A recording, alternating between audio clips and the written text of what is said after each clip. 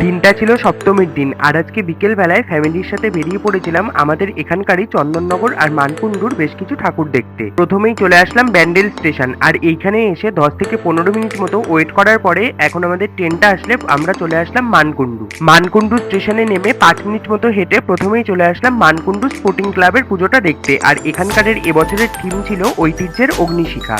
আর এই বছরে দেখা সমস্ত প্যান্ডেলের মধ্যে এই প্যান্ডেলটাই আমার সব থেকে বেস্ট লেগেছে, কারণ এখানকার প্রত্যেক কটা অবজেক্ট পার্টিকুলারলি মুভমেন্ট করছিল। আর এই যে এটাই হচ্ছে এখানকার প্রতিমা। এরপরে এই প্যান্ডেলটা দেখে আমরা চলে আসলাম পরবর্তী প্যান্ডেল দেখতে। আর এখানকারের এবছরের থিম হয়েছিল মনের মানুষ।